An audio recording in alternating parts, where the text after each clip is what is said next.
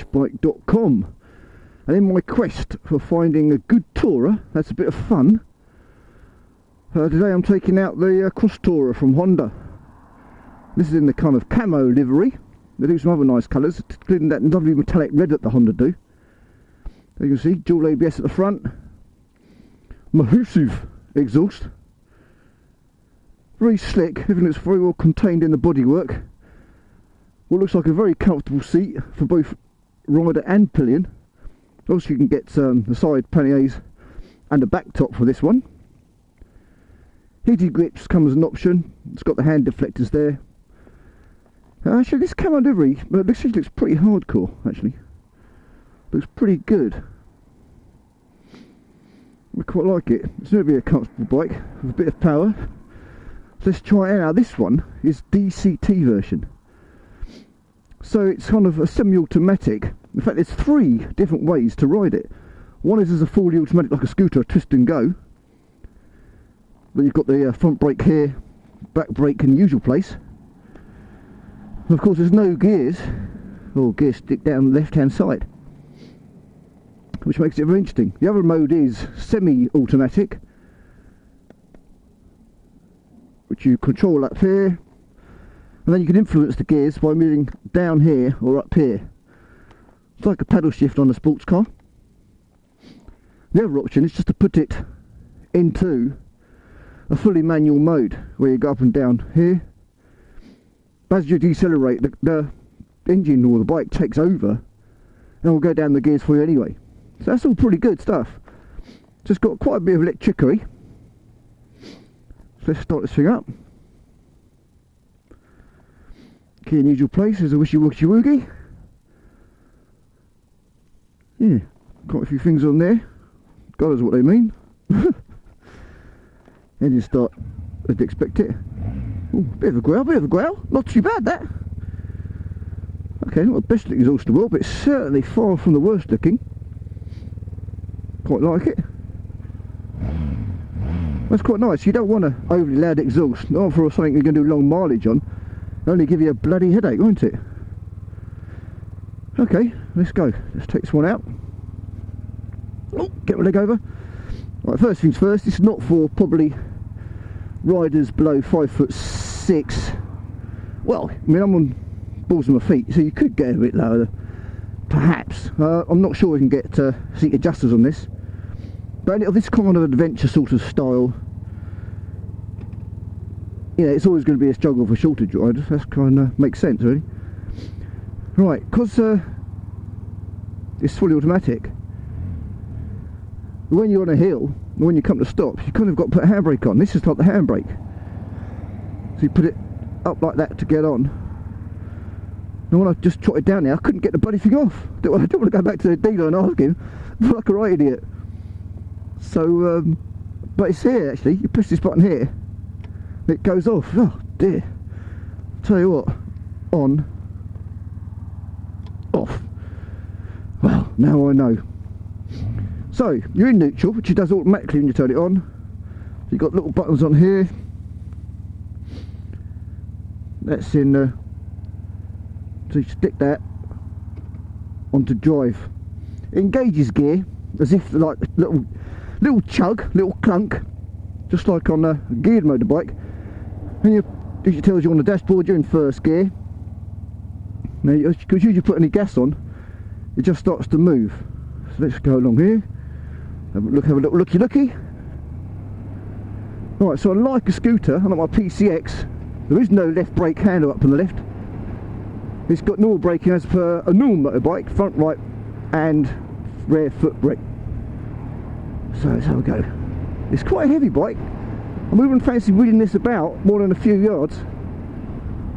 So, you know, be aware of that. It's quite heavy. Yeah, it's going to take a bit of use. It's going to take a bit of use to this one. Right, let's wait for an opportunity. Let's go straight on up that hill. Oh, it pulls away smoothly. Good turn of acceleration speed. Yeah. Not a lot wrong with that. Up the hill. Bloody hell, let's take up to 50 quickly. just going down about 30 odd now. Obviously you're sitting really high. It's the first thing I noticed straight away. You feel like a king on top of his throne. Obviously it's lovely sitting up position. There's absolutely no stress on your back, on your shoulders, on your elbows or your wrists. And my forearms are horizontal to the ground. So this, it's kind of ultimate relaxed riding position. Perfect for the market this bike's aiming at, which is touring, which is what I want to do. Fortunate enough to have some family with properties abroad. As you can hear the gears kind of moving down. It's not like a scooter, of course, which hasn't got gears at all. It's just one whine and just gets louder. This one, you know, it's got actual gearing, so it goes, you know. I don't want to make a song dance about it, but you know what I mean. Now, one danger the dealer pointed out is when you're in here at a stop, and you now usually on a bike, I kind of give it a bit of revs because just like the sound it makes, call me old-fashioned. But if you do it here, of course, it just leaps forward. So it's good practice, not just on a hill. When you stop, just use that handbrake. The parking sign comes up exactly the same as a car would. Just got to remember to, you can't do it with left hand, you can't do it with right hand, bring it over and disengage the handbrake. Nice tank. It's a good looking bike from this position, good looking bike from all angles actually. Yeah, just, you can hear it clunk in a second. Obviously the engine gauges how you want to move on this bike. It kind of knows what you're doing and does the revs accordingly, or changes gears accordingly. Now I can influence that with my left hand, which I'm going to try in a minute. Now, unlike a car wheel with the paddle shifts on left and right, using your left and right hand, this is obviously just your left hand, and use your thumb for down, and your forefinger, the one next to the thumb, will be for so in that position, the old loser position, to change gears. So it's already moved me to 6, so 5th, 4th, so it moved me to 4th, and then it gives it a bit of time, you know, a matter of seconds, and then it readjusts automatically back to the automatic mode. So you can engage the motorcycle at will into the gear that you want. You might see an overtaking opportunity and want to go for it, and rather than wait just a little bit longer for the pickup of the automatic, you can interfere with the system. Whoa, cool, that pulls away quickly. Let's give it a bit of beam, shall we? So that's 3rd, 4th. Look at that, this bike is not slow. Oh my god, it fucking goes. Holy crap. There's something just in front of your foot, your toe on your right foot, which sometimes I think my toe's underneath the rear brake lever. It's a bit disconcerting. I suppose when you get used to it, it's obviously not a problem whatsoever. It's only a minor thing, but you'll know if you've got on it what I'm talking about. I think it's the engine cover. It's quite close. If you lift your foot up, it hits it. No great deal, no great shakes. So I've readjusted now down to 45 miles an hour. It's smoothly going along. So far so good. This is just in the automatic mode. So what we'll do, we'll put it into sport mode. Now with your right hand, you... Fuck it, I've forgotten what to do. Oh, you press the D again, do you? Yeah, now, see, press the D, it goes from D on the dashboard to sport. What it means is, holy crap, 30 to 60 in no time at all. Suddenly, it's a bit more lively. It's now a bit like the MT-09 Tracer. When you put it up a mode, suddenly it becomes quite a different bike. Now it feels a lot sporty. It's pretty cool. Whoa. Shall I overtake you? Whoa. No, this actually is pretty fun. You know when you get in a, well I suppose you might not know, but if you get in a big car like a Bentley or an M5, it's such a big car that it completely takes by surprise when you give it the beams because you think it's so heavy. But this one is in a similar way, you just don't expect it to be this fast. It's a big, quite heavy bike, very imposing. So let's go down, this is the 30 limit, let's go down to 30 here. So I'm going 30, give it the beams, 40, 60, 75, bloody hell, this thing's fucking real quick. I thought it was in kilometres an hour for a minute. Holy shag bananas. Fucking, I'm lost again, aren't I? I'm always getting lost on these test rides. I'm just not concentrating, I'm just kind of following the road. I know I've pretty much gone in a straight line, so I can, whoa, hey! Wow. So that sport mode, that's pretty impressive. You don't need much more power than that. Let's keep away from these parked vehicles. What time is it? Oh, it's 4 o'clock, so school's out. Whoa! I tell you, do go back in your seat. There's some proper torque there. From low down. There you go, chink, chink, chink, chink, chink. Oh, look, auto clunks down. Wow, that's impressive. Handbrake. Pretty cool, that. Handbrake off. Do the revs straight into the back of the micro. So if I just press that D again, it's in drive. That's it. I press S, it's in sport. That's pretty cool. Now, at the top right of it, another button, automatic and manual. Now, put it on manual, the S or the D block will disappear. Now, this is a normal motorbike. No, it's not. Because you still haven't got the foot gears, and you still haven't got a clutch. So you still got to think of it as a twist and go. In fact, when you do it, you go. However, you have to change the gears using your left hand now. Damn, this is weird. It's all a bit too much to take in. Obviously, you get used to it really quickly.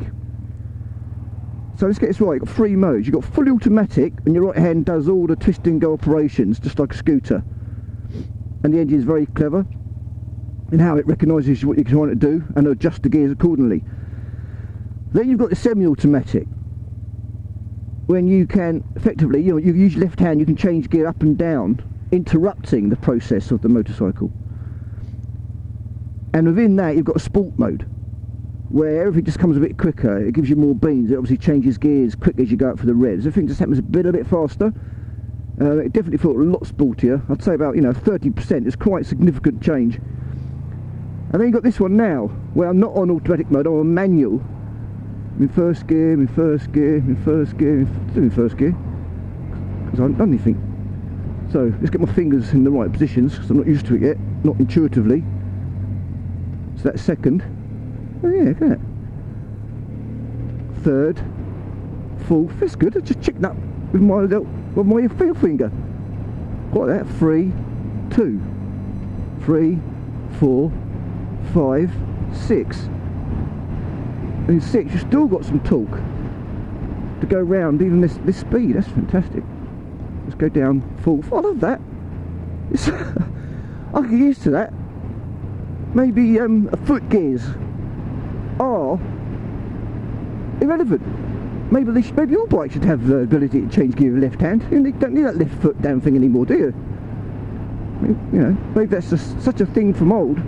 Maybe this is the future. Have it on this one, you're still engaged with the motorcycle, you're still changing all the gears down to 3rd, but it's so quick and so easy because you just do it with your finger. Tick, tick. Wicked. Right, I'm going to turn around here before I get really lost. So indicate on right. Seems to lean quite nicely. I mean, it's so comfy. The seat is really comfy. It's not even that wide. So you don't feel like it's pinching your thighs. The seat's absolutely perfect, guys. Indicate left. Indicator off. Well, I'm still in sport, so I'm still in 3rd gear here. Give it a couple of beans past this one. Yeah. Now in sport mode, I could have done that without having to think about anything. So there's not much difference in the way it delivers the power in sport mode as against being in manual and doing it itself. So you could argue, is there any reason ever to use the stuff on the left? Just keep it in automatic? Well, there is. But I suppose if you just want to have another level of engagement, you just take full control of the gearing. But I suppose on a touring sort of setup, then you wouldn't want to bother. You just keep it in automatic. Choose the easy option. Flippin' hell. Now, did I just come down here on this straight line or not? Flippin' hell. Anyway, right. Rear brake. Rear brake is typically relatively poor. But that's what you kind of want, a rear brake. You don't want to put your right foot down and go flying over anything. So the rear brakes are getting weaker and weaker these days. A lot of people don't even use it at all. The front brake's progressive, very progressive. You could jam it on, nothing's going to happen. Yep, that was a combination of both brakes. Obviously it's got ABS. I don't know for sure. Imagine it's got cruise control. It's an automatic, an option. If it's not standard, it'll still be an option. So I'm in first gear at the moment. It's interesting. It won't change it out, even though the system will know it's not a comfortable gear. Still in first gear, going just touch 40 then. How funny. I've moved up to second. Get past this geezer. Still in second, of course. Put it in third. Still got plenty of beans. Get out me, to say the least. Front brake, back brake. Move down a second. Oh, that's so cool. I love this finger switching. I thought it sounded, when he was going through it, it's all a bit too much to take in all these different kind of things you can do with options. But now, yeah, I like it. It's like you can ride it in 3 different ways, as you wish, at will, when you feel you want to. Sometimes you might not want to, sometimes you will. Having those options is a real boon. That's why I like rider modes. Now some people don't like them, but okay, if you don't like them, just keep it at 1 and shut the fuck up. Jesus. What problem is it? Holy shit. Bloody hell. Now actually hit the river a bit then. That's interesting. Wow, this thing moves, man. Right, now let's put it back in automatic. So right hand side, bang, that's clever. Straight into sport. So it's, whoa, still got all that power. Come on. Now this is good. So I'm thinking, right, get a Tourer. Back box, 2 side panniers, that's a lot of storage. Stick the wife on the back and she'll find it's comfortable. It's got a fantastic back pillion, it's a huge seat. She'll have the comfort of a nice seat. She's put her arms around me, which is most unusual. Or hold on to the side grips or hold on to the side panniers. She's got the back box for extra support. And the sport, I mean it shifts, you might need that with 2 people on, obviously it'll dilute that. Let's put it back into normal drive. That's normal drive. Yeah, it's not the same sort of pickup. Everything seems to happen slower. More than instant acceleration. It kind of feeds it in for you. Quite clever, actually. Quite clever. I mean, if you're on a touring situation with a pillion, you'd probably leave it just in this one, in normal drive. It's more comfortable for the pillion rider then. At the end of the day, you don't want to have an accident with someone else in the back. It's going to feel even worse. Still picks up. It's just in the lowest mode effectively of all, the normal drive. Changing the gears up for you, 4th, 5th, down to 6th. Recognises that I've kind of released a little bit of acceleration, coasts. Uses it as a kind of a coasting gear.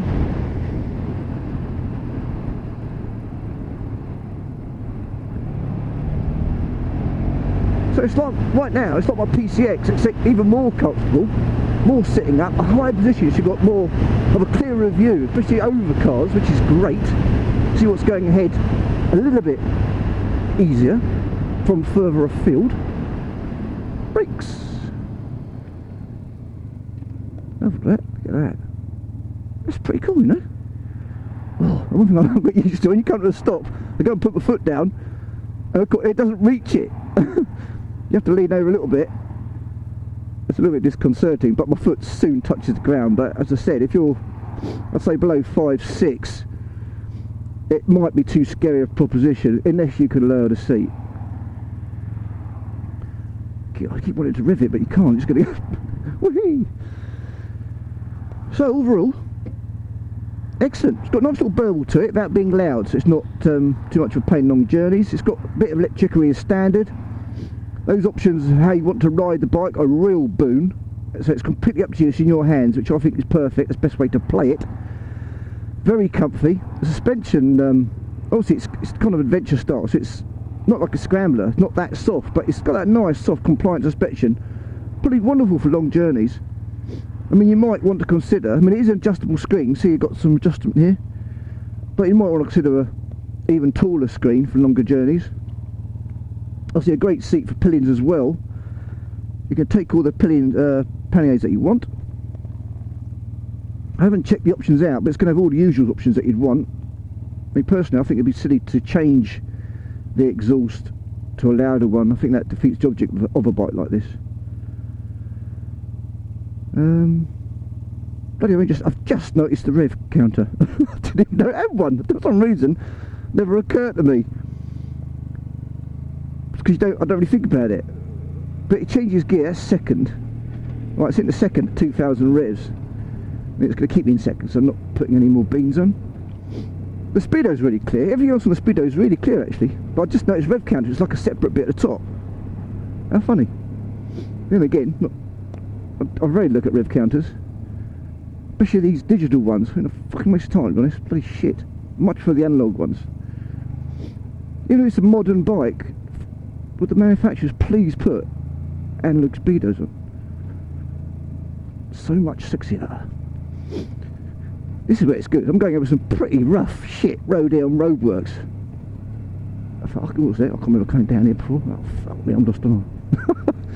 Anyway, this is a really rough road. You can't feel shit, I tell you. This is really comfy. The suspension is obviously built up for compliant. It's not a track bike. It's a comfortable tourer capable of imagine, you know, proper cross-country shit. You probably use this in Paris-Dakar Rally. It's got some chunky tyres on there. Not scrambler chunky, but you know, good double or treble the groove that you'd get on a sports tyre. Let's have a go. Got to watch out, there's a junction here, keep an eye on that. And there you go, exactly what I'm talking about. That's why you should never do it. But I knew it was there, so I was ready for it. But if there's a junction, never go faster than you can comfortably stop. Fucking hell, I'm bloody lost.